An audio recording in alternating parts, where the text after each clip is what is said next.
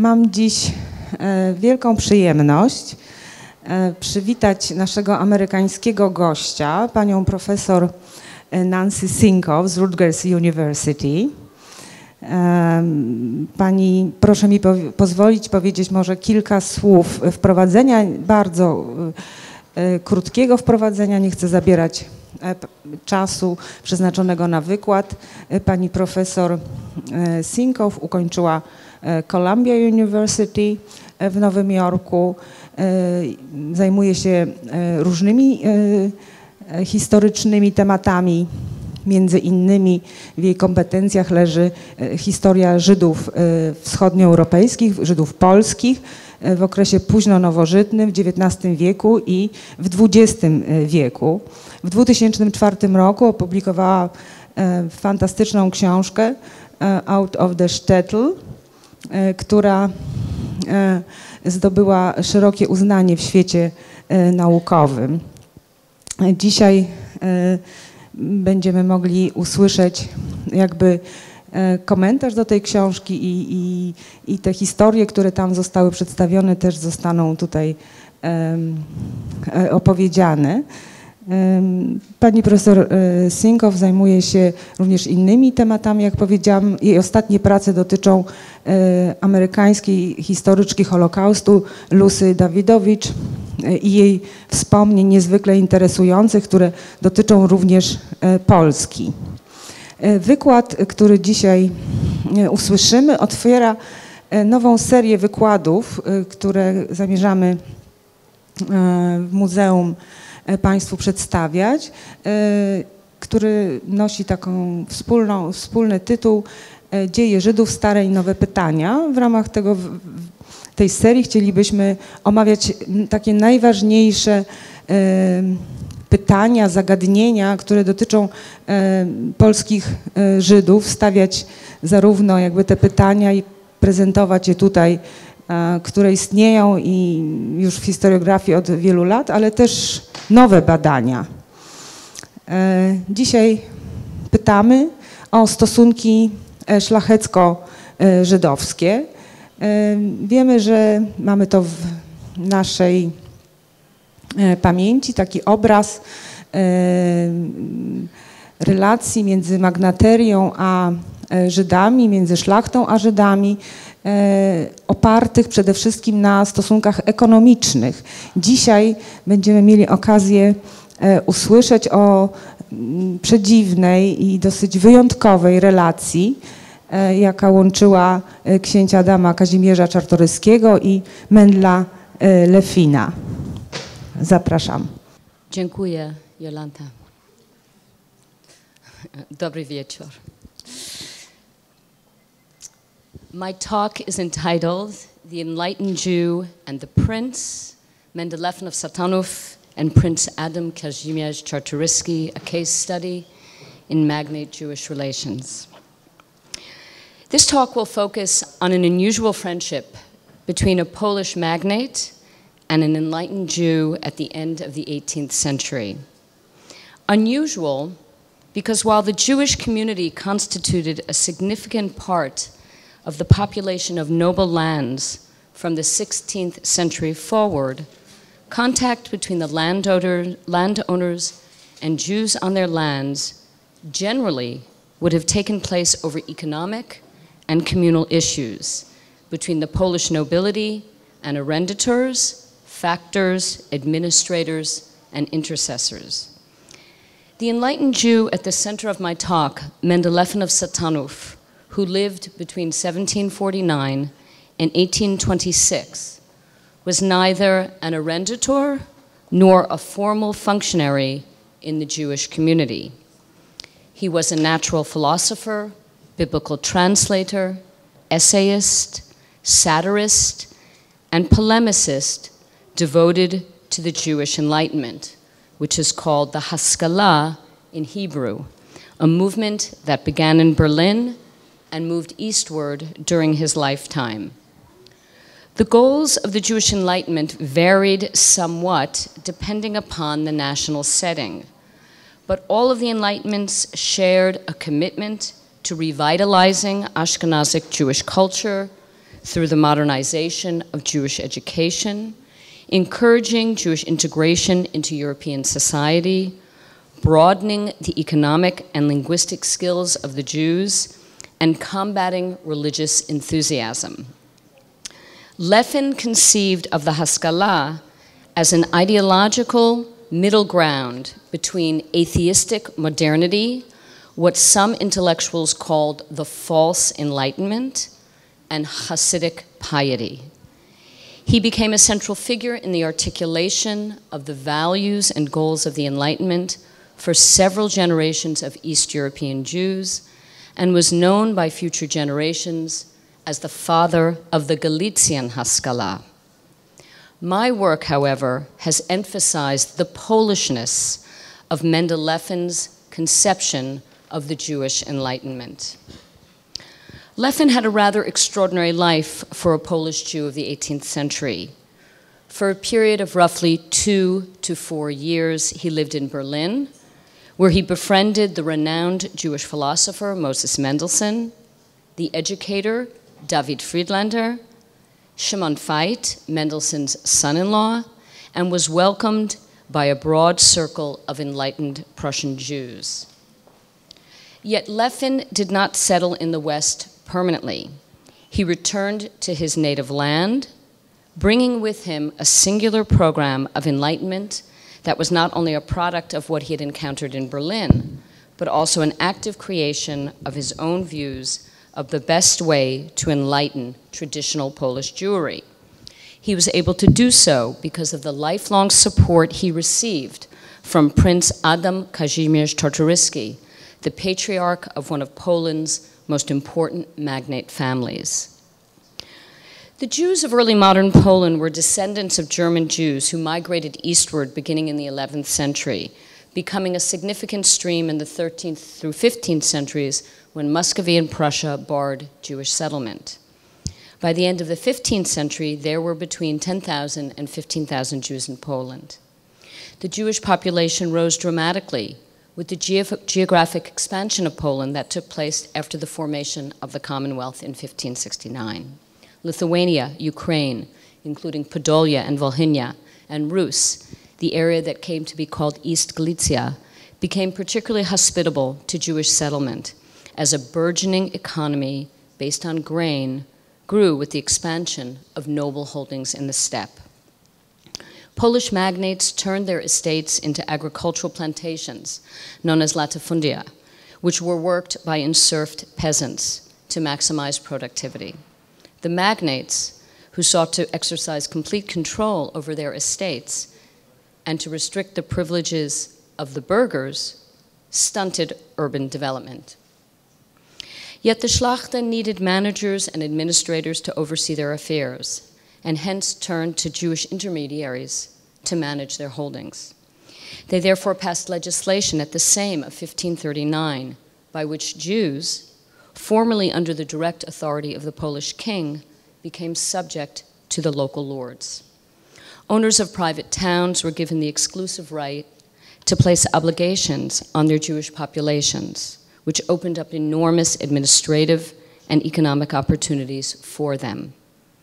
Denied settlement in royal towns and subject to competition from Christian burghers and guilds, the Jewish community moved east, where they were welcomed with favorable privileges, including the right of municipal residency and self-government. From the mid-16th century onward, Jews were an essential component in the Polish colonization of the Ukrainian provinces of Volhynia, Podolia, Wrocław, and Kiev. The Jewish population of Ukraine increased 13-fold between 1569 and 1649. By 1764, more than half of the Polish-Lithuanian Commonwealth's 750,000 Jews lived in 823 private, noble-owned towns. Jews collected taxes on private estates, ran inns and taverns, extended credit, and were involved with both foreign and domestic trade. William Cox, an early 19th century British traveler in the Polish borderlands, remarked, in stating the different classes of inhabitants in Poland, the Jews must not be omitted. This people date their introduction into Poland about the time of Kazimierz the Great, and as they enjoy privileges which they scarcely possess in any other country, excepting England and Holland, their numbers have surprisingly increased. They dominate the commerce and trade of the country, keep the inns and taverns, are stewards to the nobility, and seem to have so much influence that nothing can be bought or sold without the intervention of a Jew," unquote. This economic interdependence between magnate and Jew had a portentous effect on the region in general and on the Jewish community in particular. Jews were legally free, neither juridically bound by the authority of the Christian magistrates, nor subject to municipal taxes. By the mid-18th century, Polish Jews constituted at least half of the Polish urban population and were the principal component of the middle class.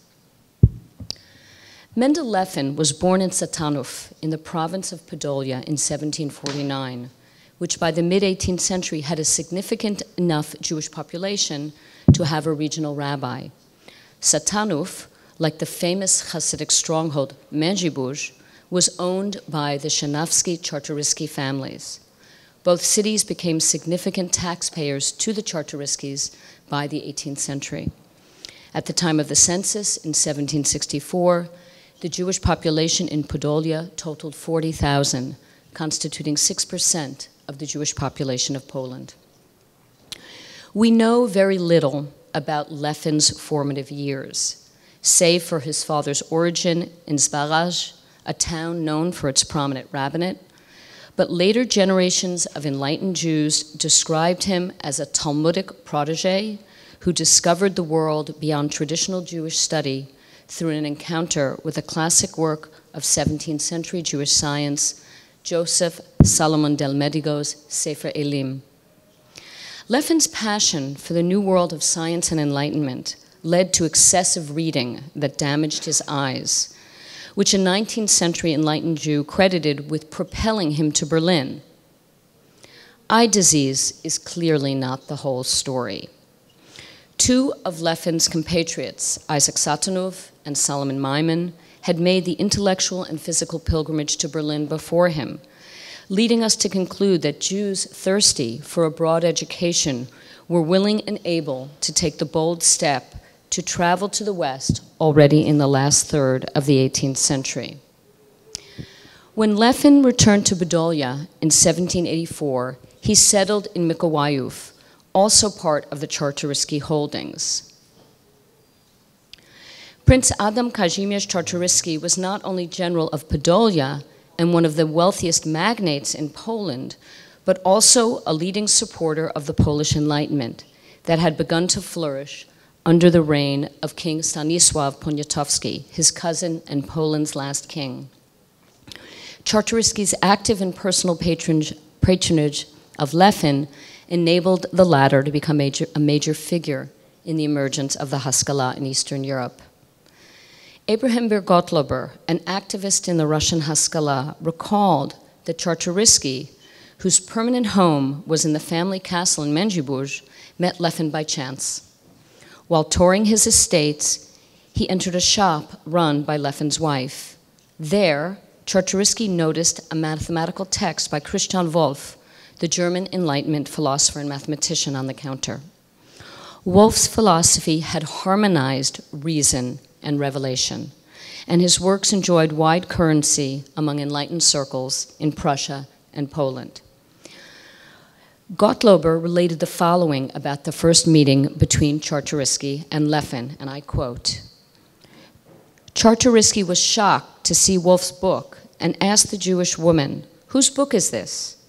She answered, 'My husband investigates it night and day, and sometimes when he comes here, he cannot separate from it, and brings it with him to the store, too.' Mendel Lefin came and stood before the prince. When he opened his mouth to speak, his words were filled with grandeur and glory. Wisdom, understanding, and reason hovered upon his lips, which were filled with grace. The prince spoke with him and heard his vast wisdom. When the prince learned that Lefin was a disciple and friend of the great sage Moses Mendelssohn, who had already left his mark on the world among the respected thinkers of Germany, and whom the prince revered, from that time forward, Czartoryski supplied Mendel Lefin with all of the needs for permanently maintaining a home from the Czartoryski treasury. Czartoryski also gave Lefin monthly supplies of beer and whiskey that were so abundant that his wife was able to sell the extra spirits. Czartoryski also gave him unlimited golden ducats to withdraw from his treasury, and Lefin saved all of this money in order to give it as charity to the poor in their time of need." Unquote. We can corroborate that Adam Kazimierz Czartoryski became Lefin's patron sometime in the 1790s, first hiring him to tutor his sons in mathematics and philosophy, and later helping to publish his political and literary works. Czartoryski provided Lefin with a lifelong stipend and comfortable lodgings in which to work, as is attested in the following deposition written to Tomasz Bernatowicz, the administrator of his Podolian estates, on March 10th, 1797. Honorable gentleman Bernatowicz, steward of Lithuania, disbursed 5 golden ducats to the Jew Mendel Lefin each month beginning from March 1st, 1797 until I give you different orders. Second, I stipulate that he be given a house in which to stay if there is something in reserve, and if unfortunately there is nothing, a house should be built for him quickly in proportion to his needs, but comfortable enough for him to live in during the winter. While the erection of such a building is taking place, I am obliged to consider accommodating him in Mikołajów. Submitted in Sieniawa, Adam Kazimierz Czartoryski. Czartoryski's patronage of Lefin shows that in individual cases, the Polish nobility was interested in connections with enlightened Jews. Lefin continued to live in Podolia with Czartoryski's support, spending time in Mędzybórz and Mikołajów until the first decade of the 19th century. He visited the prince on his estates in Puławy and Sieniawa, areas under Austrian rule after the first partition, and was in Warsaw during the 4-year Sejm between 1788 and 1792 at Czartoryski's behest. Lefin also traveled to St. Petersburg with the young Prince Adam Jerzy Czartoryski in the early years of the first decade of the 19th century. When Lefin left Podolia for Austrian Galicia sometime in the second decade of the 19th century, he was still supported by the Polish magnate.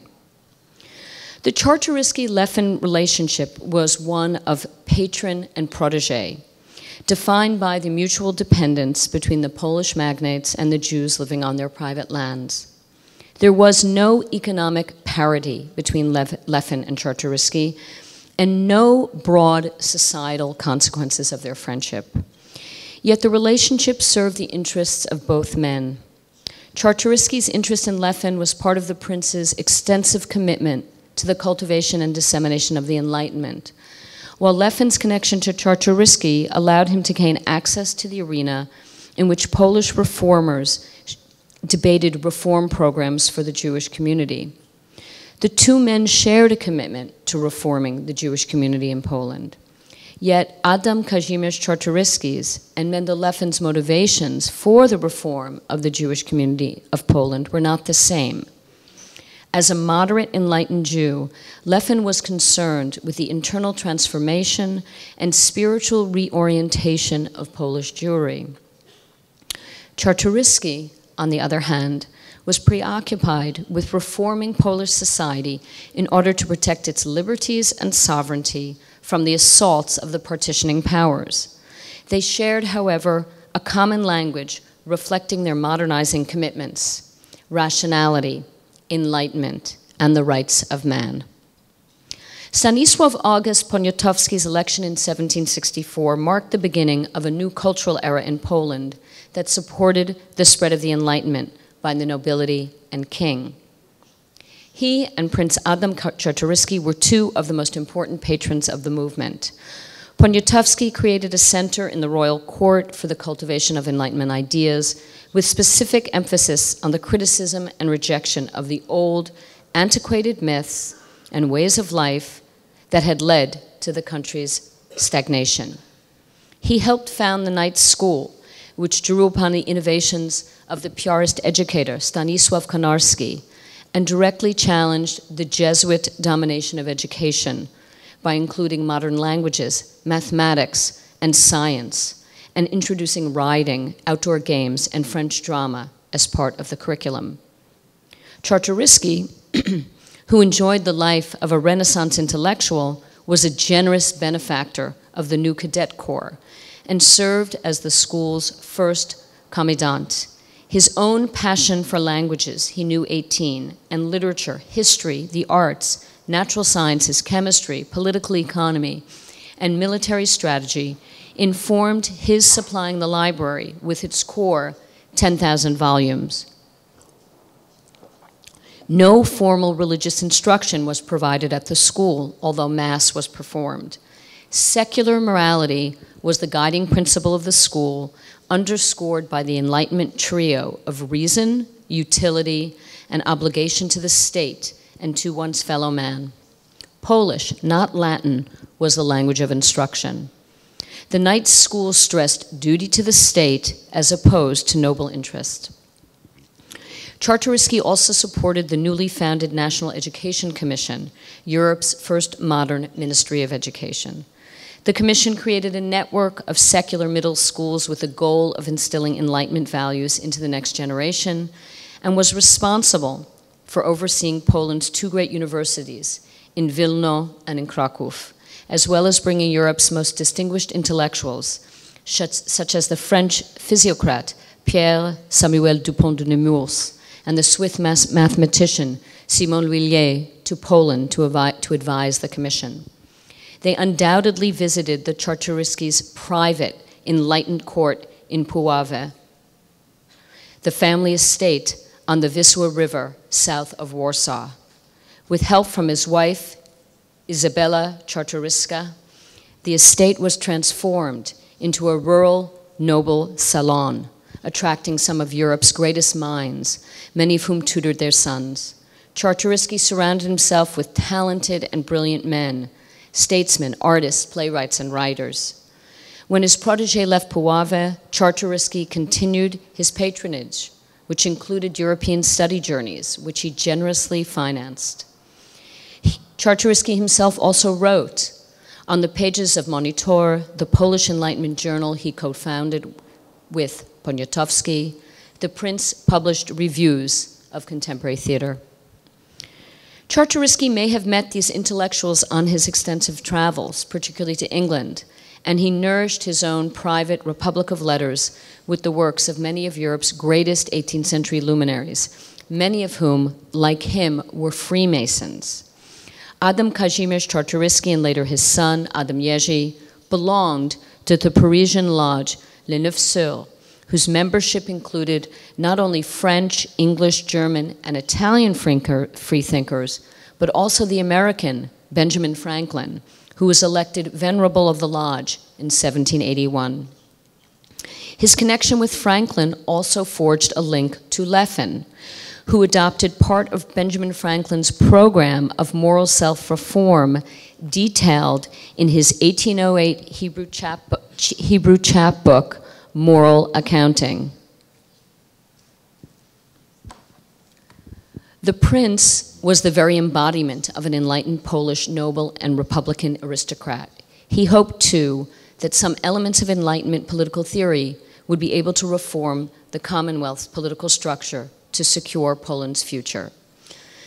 Yet both his and Poniatowski's efforts to reform the Commonwealth in the spirit of an enlightened monarchy with a strong noble-led legislature were unsuccessful.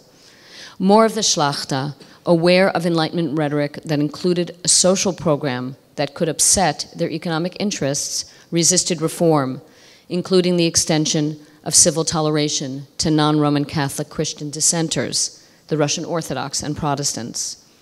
Russia's Catherine the Great used the religious issue to impose more control on Poniatowski and thwarted the Czartoryski's reform efforts in 1768 by forcing the parliament to accept a Russian guarantee of Polish liberties.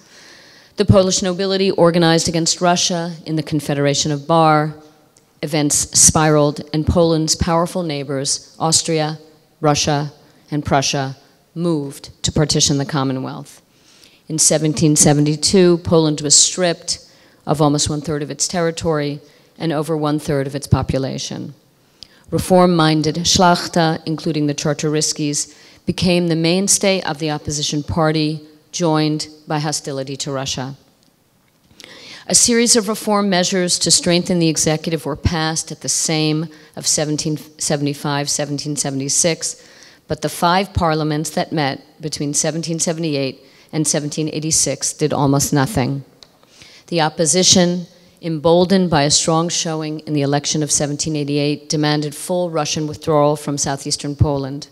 Debate ensued, and what had begun as a regular six-week meeting of the Sejm stretched into the 4-year Sejm, 1788 to 1792, which culminated in the promulgation of the Constitution of May 3, 1791. Because of the centrality of the issue of allowing the municipalities representation in any new form of government, the question of whether or not to include the Jews, who comprised such a large proportion of Polish urban centers, had to be addressed.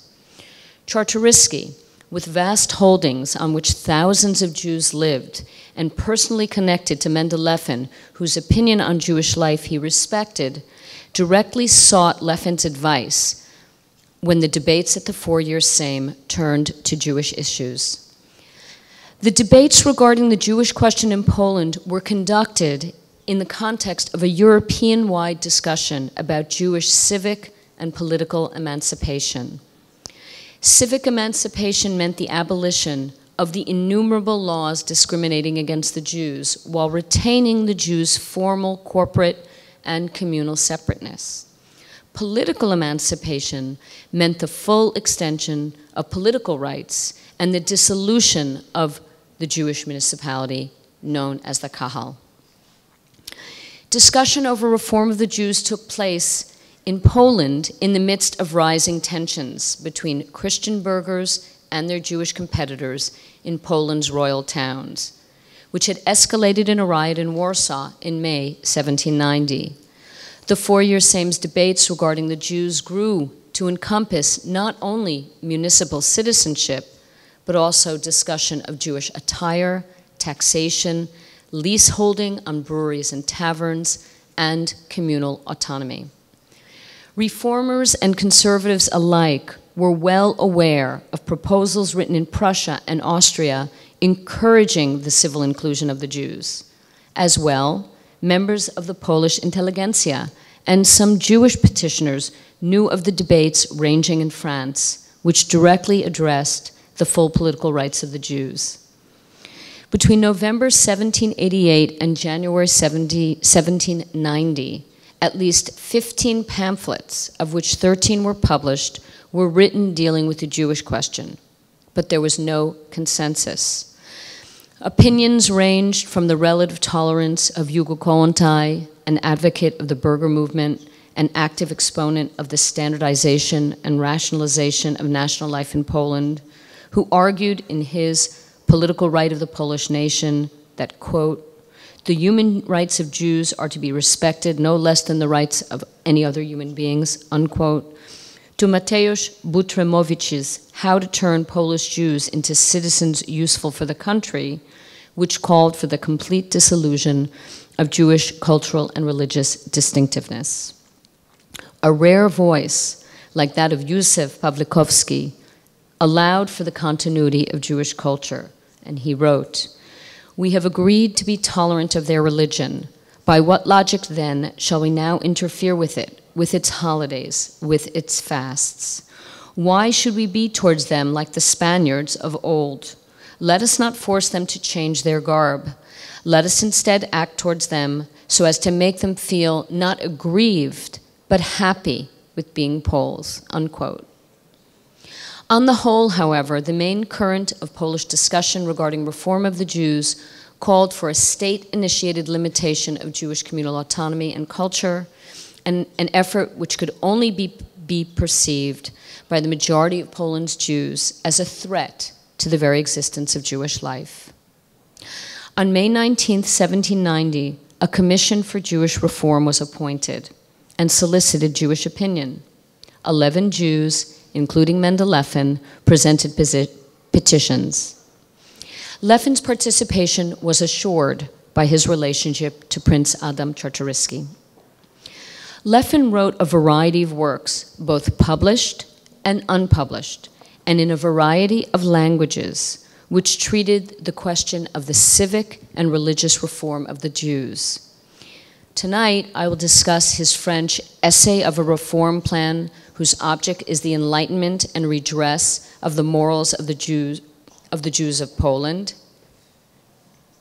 and his German work, Outline of a Rabbinic System in the Estate of Your Highness, Prince Adam Czartoryski, Prince of Podolia. Both of these works were informed by Lefin's relationship to the Czartoryskis and to his life rooted on the lands of the Polish nobility in the southeastern Polish borderlands. Influenced by the Jewish Enlightenment in Berlin and by the French Enlightenment, Lefin's work was even more keenly tuned to his awareness of the specific conditions of Polish Jewry, their relationship to the magnate class, his sensitivity to age-old Christian hostilities to Judaism, and his perception of Polish Jewry's spiritual crisis.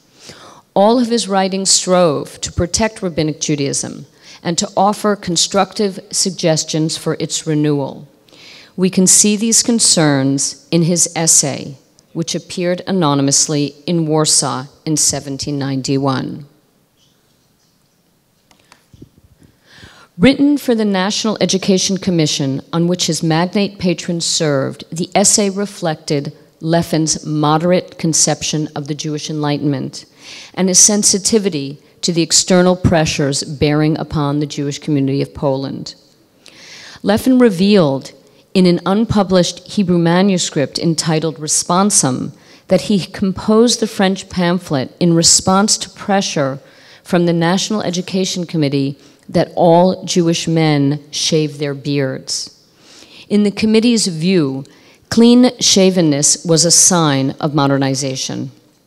Lefin, however, distrustful of any political changes that would dissolve Jewish corporate and religious autonomy, also unapologetically defended Jewish religious practice. He began his essay with a bold assertion of the centrality of religion and of the Talmud, the central text of Rabbinic Judaism in Jewish life. Quote, "Religion is the most powerful and the most active motive of the Jewish nation, and one can draw essential advantages even from its precepts. That is why it is very important for every political reformer to know them thoroughly. The Talmud, which places the love of one's fellow man as the foundation of its entire system, is the Jewish nation's principal code of law," unquote. Lefin insisted that the Talmud's many sound maxims touched upon universal morality, and that, quote, "even the ceremonial laws have a relationship to morals and are only different aspects of the commandment to love one's fellow man as oneself," unquote. Throughout the essay, Lefin described Judaism in a manner that he believed would be palatable to his Polish readers. But his words also illustrated that the region from which he hailed, Podolia, had become home to a new spiritual movement in Judaism known as Hasidism, which in his view threatened to subvert traditional Rabbinic Judaism. Hasidism drew from the deep well of Jewish mysticism, and Lefin, like other enlightened Europeans, was hostile to the popularization of mysticism, which he saw as preventing the spread of empiricism and rationality at the heart of the Enlightenment worldview. While supporting Rabbinic Judaism against Polish reformers' hostility, Lefin nonetheless criticized his own people's resistance to change, blaming the reprinting of the Zohar, one of the central texts of medieval Jewish mysticism, for encouraging the spread of the Hasidic movement of his own day.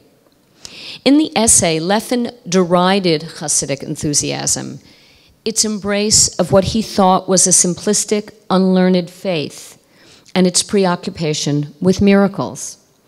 He reserved his greatest contempt for the tzaddikim, or rebbes, the leaders of the Hasidim, and their claims of sanctity.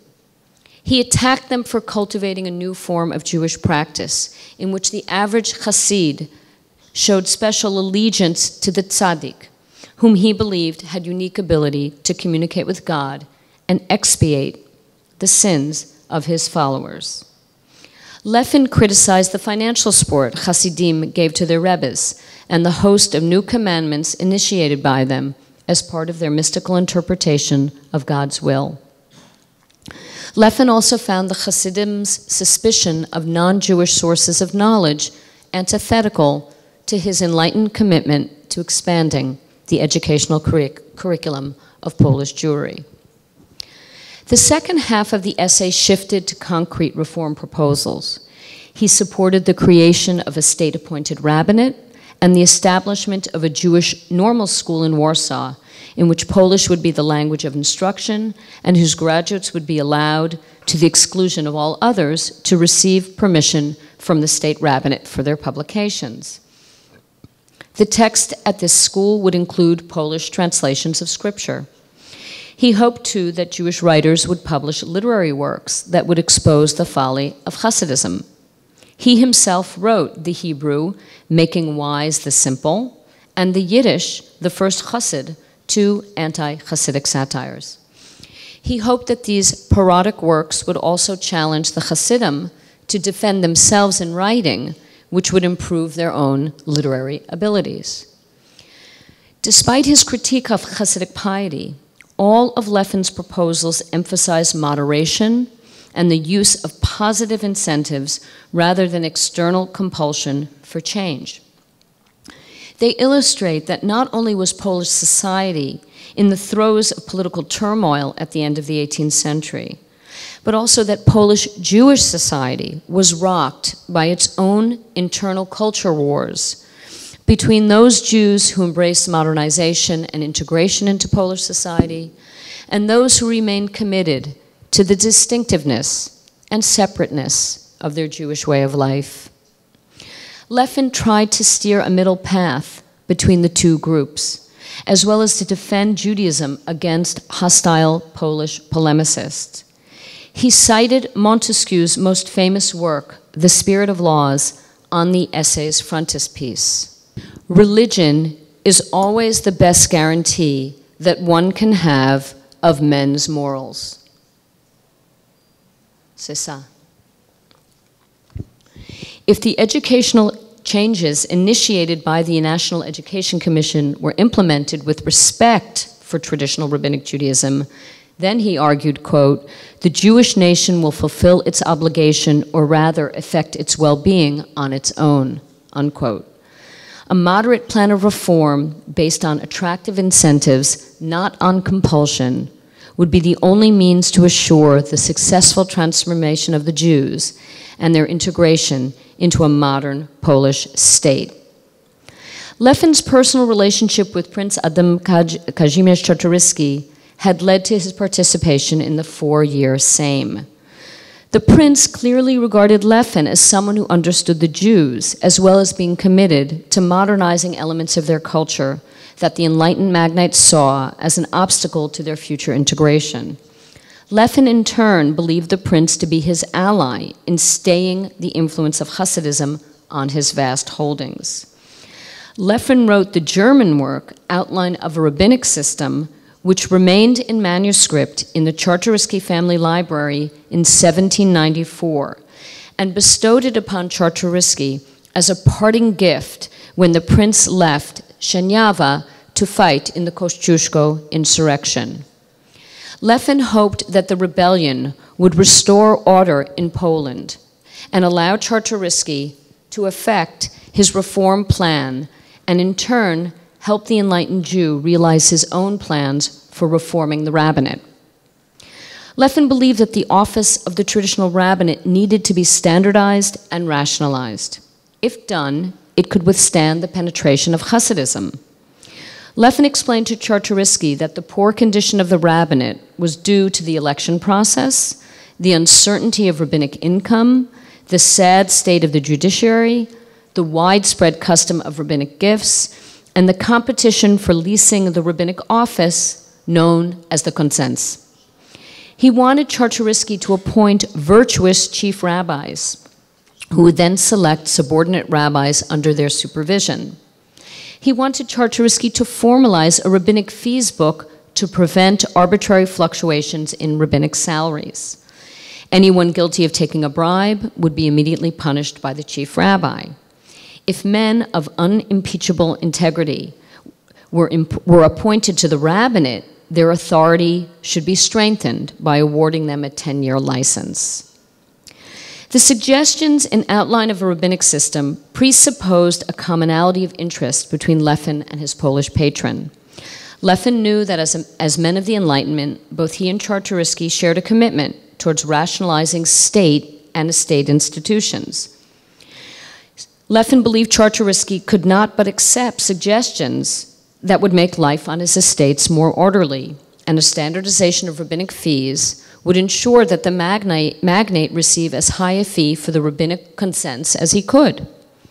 Cleaning the rabbinic house and resolving a source of internal Jewish communal discord could only be in Czartoryski's interest. Yet Lefin's proposal also illustrates his preoccupation with Hasidism. Assuming that enlightened members of the Polish magnate class, such as Czartoryski, shared his negative view of mysticism, Lefin used Outline of a Rabbinic System to advance his anti-Hasidic agenda. He not only made specific suggestions to Czartoryski about individuals suitable for the position of district rabbi, but he also urged the prince to empower his administrator, Tomasz Bernatowicz, to support the new rabbis against the Hasidim. Quote, "I know of a small number of competent district rabbis, such as Rabbi Berish Rappaport, the former Mężczyzn rabbi, and also the current Klevan and Międzyrzec rabbi. Rappaport is to be particularly recommended on account of his mature age, his general valued moral conduct, and his rabbinic lineage. In addition, his considerable assets can guarantee his incorruptibility in the future. Meanwhile, Sir von Bernatowicz's masterful skill will be required to protect Rabbi Rappaport against the settled Mężczyzn nest of zealots, particularly against their cunning general," unquote. Rabbi Dov Berish Rappaport was a scion of one of the great Polish Jewish rabbinic families with a long family history untainted by Hasidism.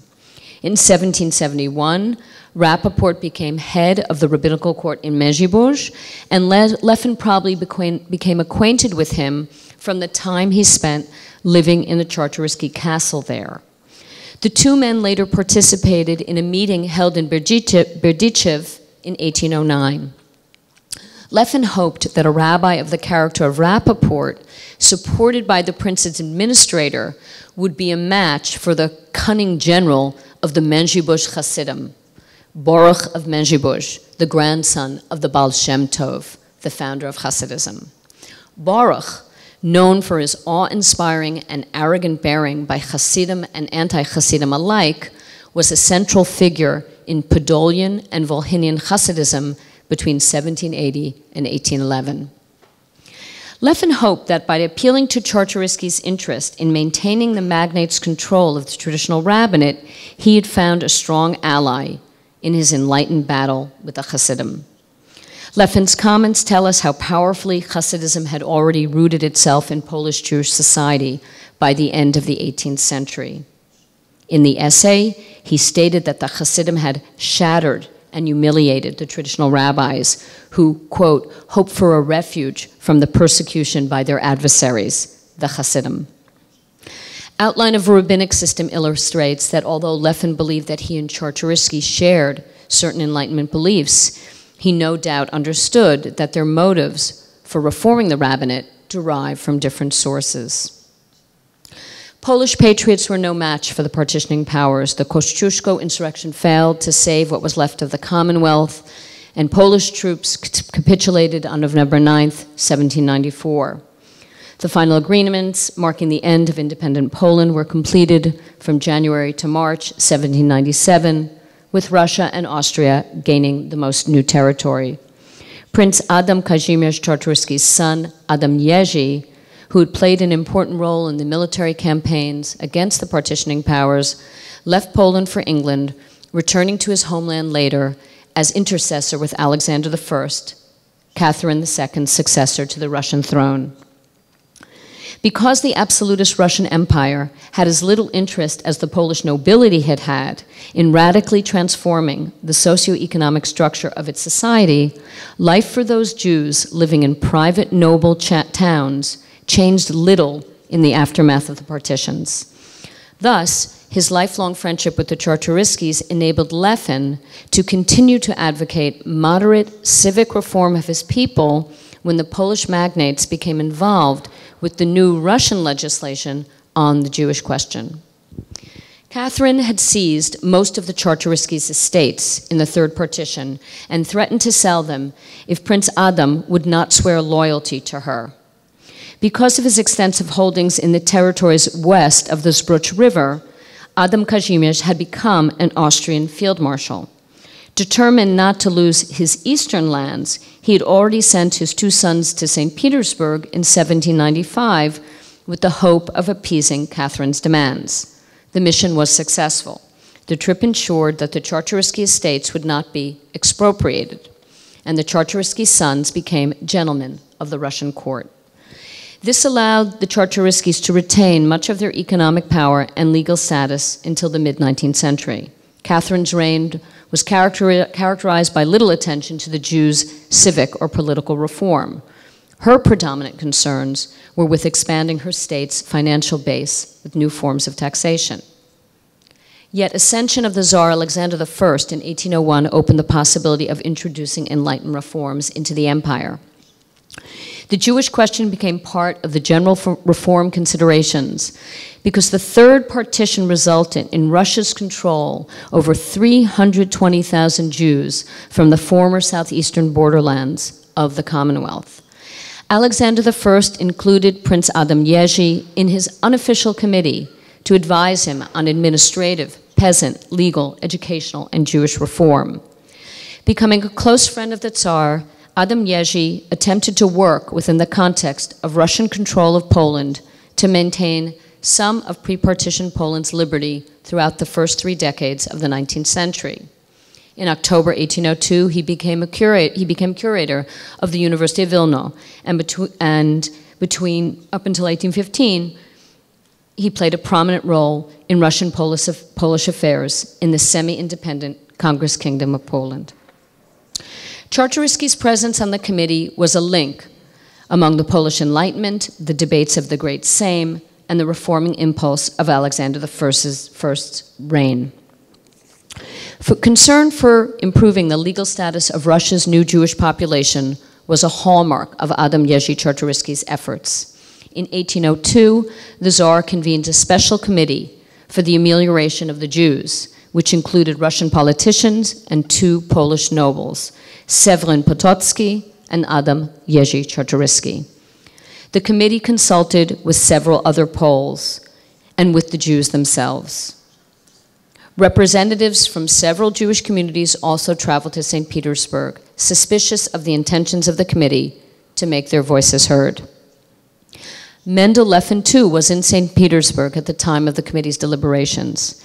He was there both as a friend of the Czartoryskis and as a tutor to Tzvi Hirsch Peretz, the grandson of Joshua Zeitlin, on whose estate near Shklov he wrote Moral Accounting. Lefin contributed to the committee as a behind-the-scene advisor to Adam Jerzy, who had been advised by his father in 1803 that, quote, Mendel is the most suitable man to give his thoughts regarding the arrangements for the Jews. Write to Tomasz Bernatowicz to ask him if he, Mendel, is healthy enough to make the trip. If so, then it will be necessary to provide transportation and housing for him, and I will write to Bernatowicz. Later that year, Adam Jerzy wrote to his father about reform issues related to the University of Vilna. Soon, too, I expect that the new arrangements regarding the Jews will be successful, Mendel is already here. As much as possible, we are trying to let moderation, justice, and the good of the Jews themselves influence these arrangements. He confirmed his commitment to reform of the Jews in a letter to his mother in March 1804. Quote, "I've also spoken to my father about the Committee of the Jews, a subject discussed in the papers that you sent to me, my dear mother. On my father's behalf, I will profit from them, and as a member of the committee, I will endeavor to do as much as possible for this class of men and make them as useful as they can for society."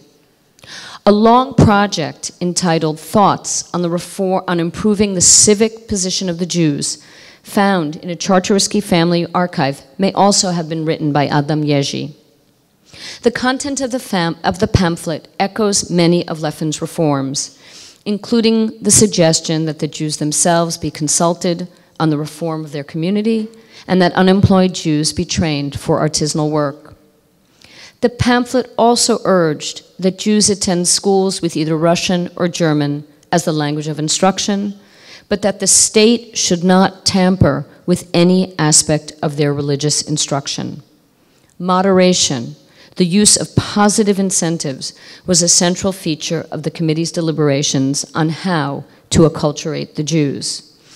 We may conclude that the liberal cast of the deliberations owed much to Adam Jerzy Czartoryski's participation and familiarity with the range of debates about the Jews that had occupied the 4 years Sejm, and due to his father's strong ties to an enlightened Jew like Lefin.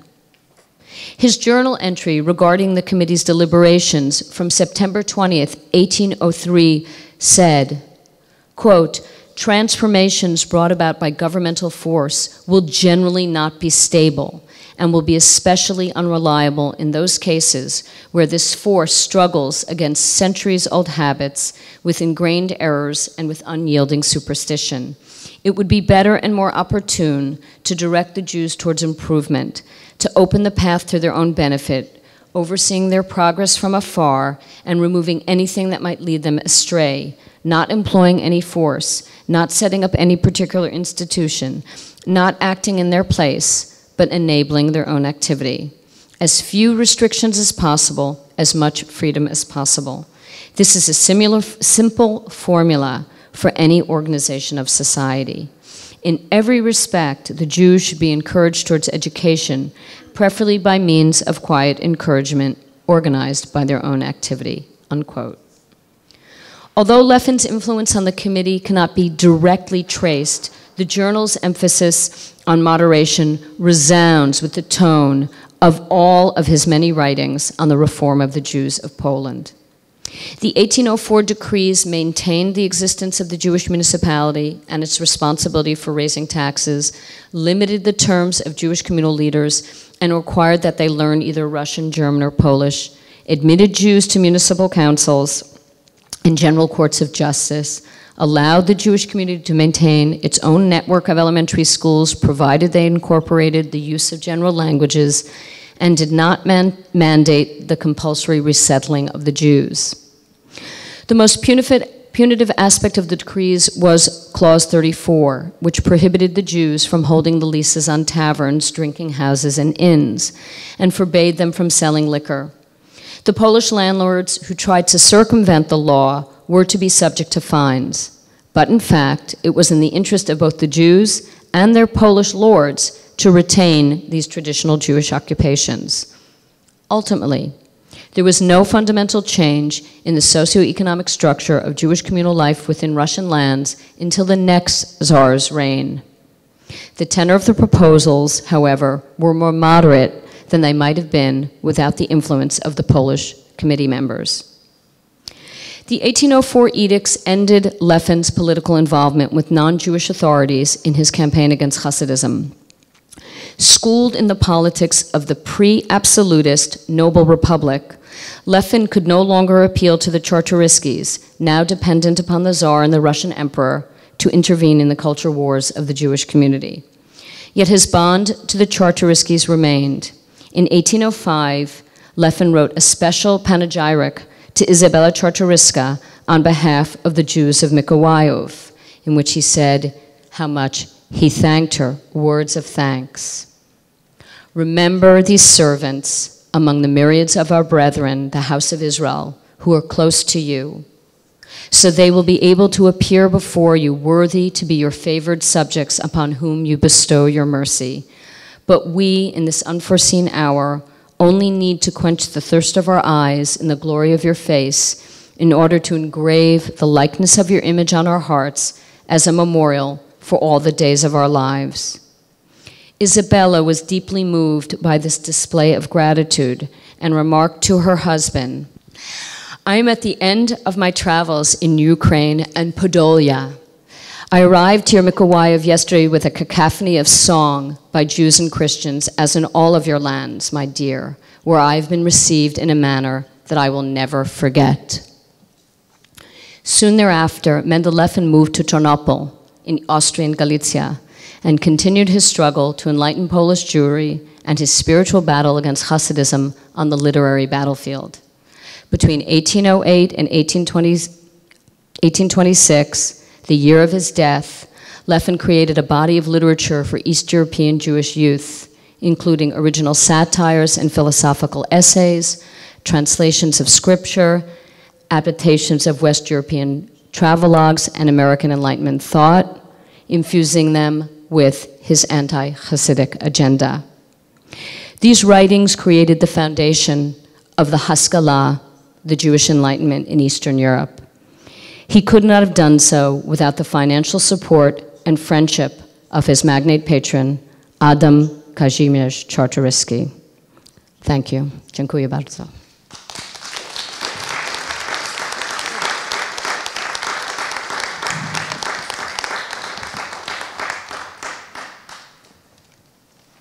We have time for questions, please.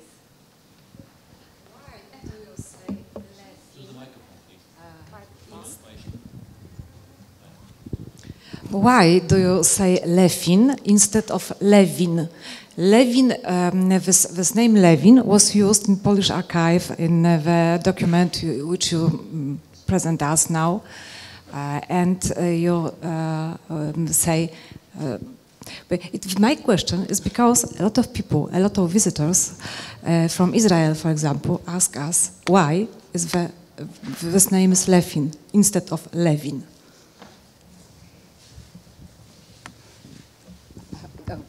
Yes. Basically, arguing about Jewish surnames is, from my perspective, not very helpful, because, as you know, most Jews didn't have surnames until this period, right? Wait. So, some of his documents are say Levin, some say Lefin, and when you write, at a certain point, you accept the standard spelling that everyone uses. And most people call him Menachem Mendel or Mendel Lefin of Satanów, Lefin with an F. So again, I'm not sure what, I have to ask you, I'm not sure why it matters, but I ask you why it matters, why the Israelis, my Israeli friends and colleagues. Because, you know, Levin is a very popular name among Polish Jews, and Lefin doesn't exist. Well, it did exist for him. For him. For him. It did exist for him. It did exist for him. That is... Okay, especially for him. Yeah.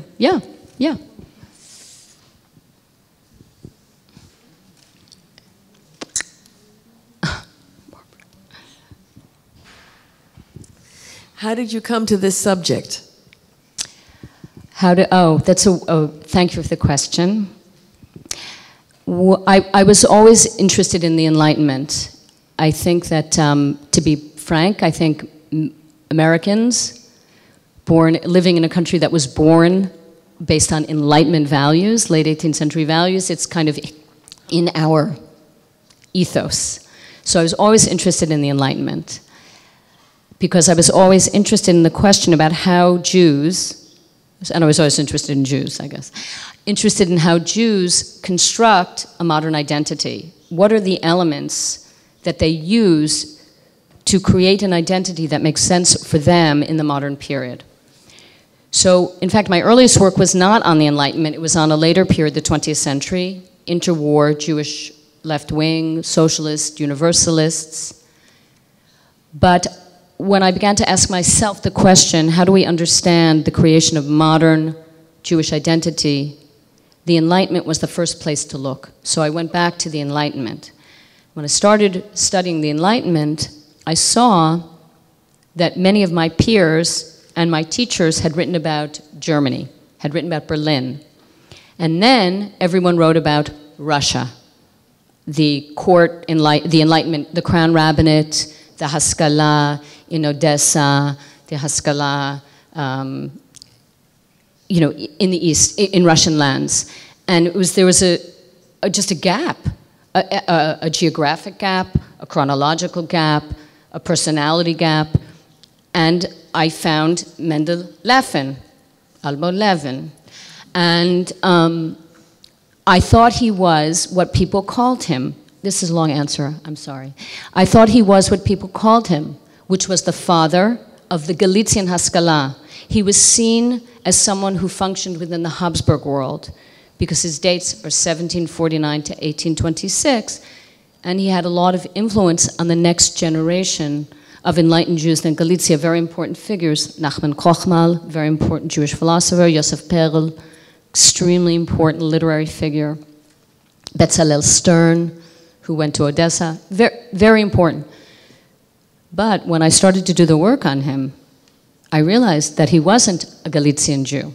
He wasn't an Austrian Jew. He was a Polish Jew.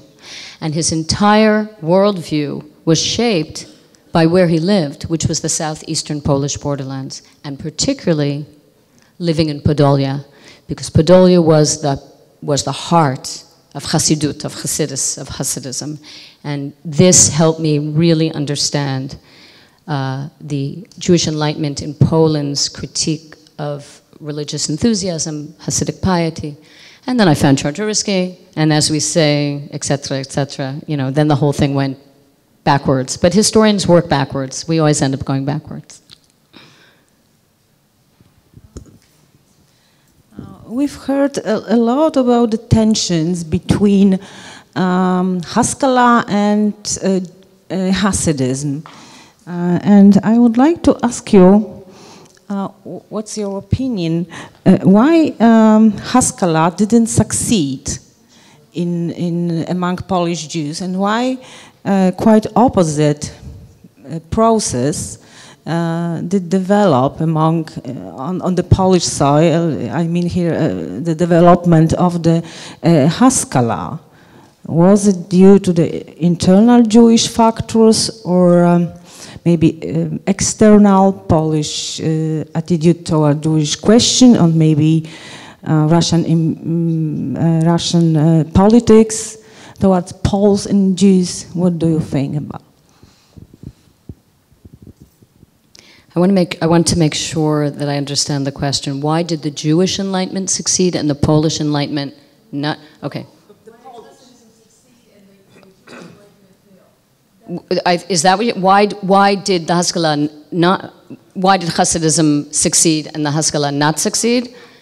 Yeah, that's the question. Yeah. Okay. Okay. Right. I'm glad that's the question, because that's the answer. I mean, the Haskalah ultimately was an elite movement. It was the movement of the Jewish intelligentsia. It did not penetrate to the larger masses of Jews.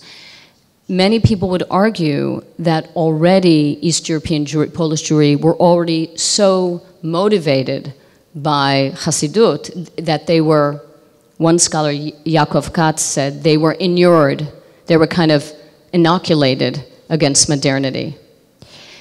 I think the other factor is just social political about Central Europe and East Central Europe. The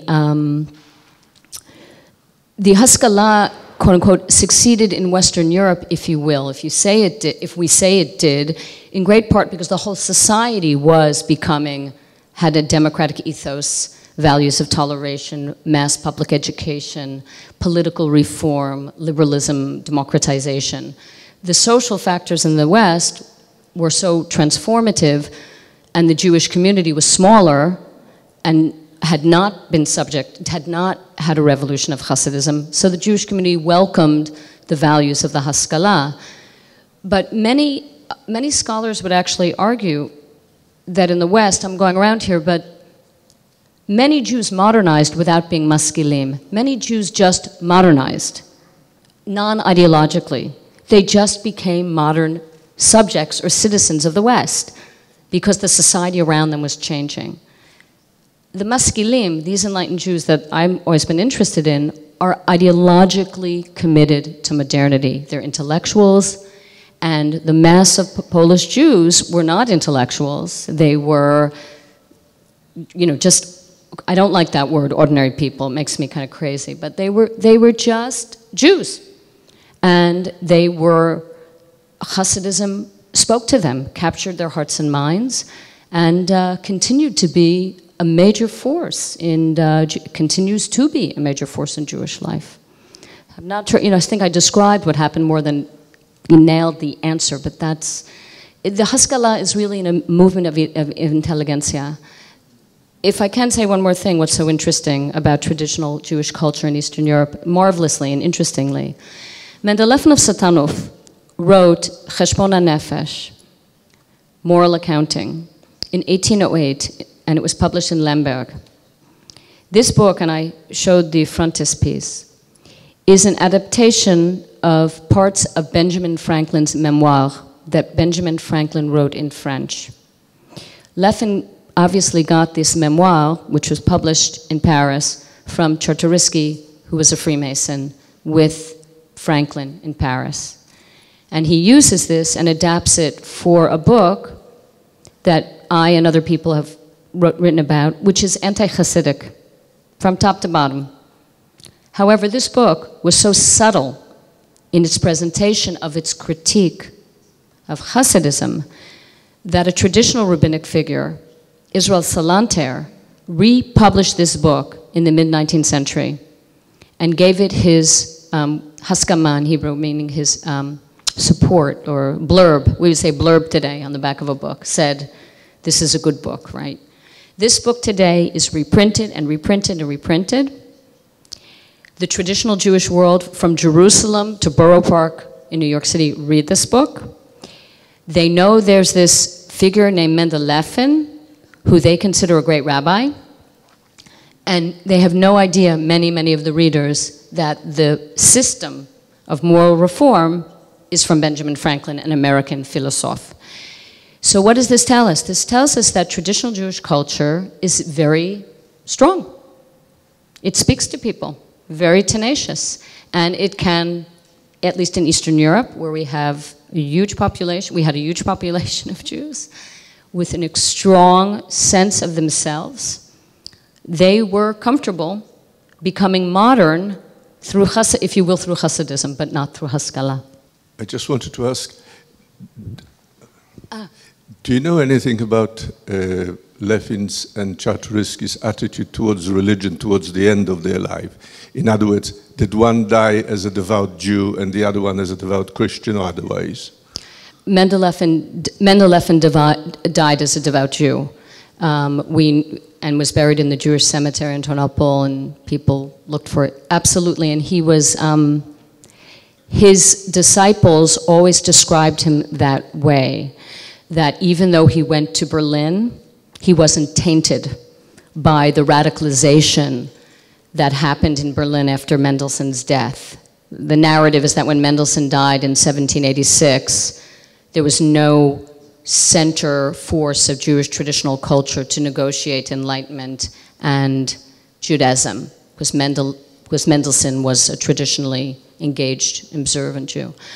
About Czartoryski, I'm afraid I can't answer that question. I have no idea to what degree he remained devout. That's just beyond my purview, but I bet you someone else here might know the answer. Thank you for your question.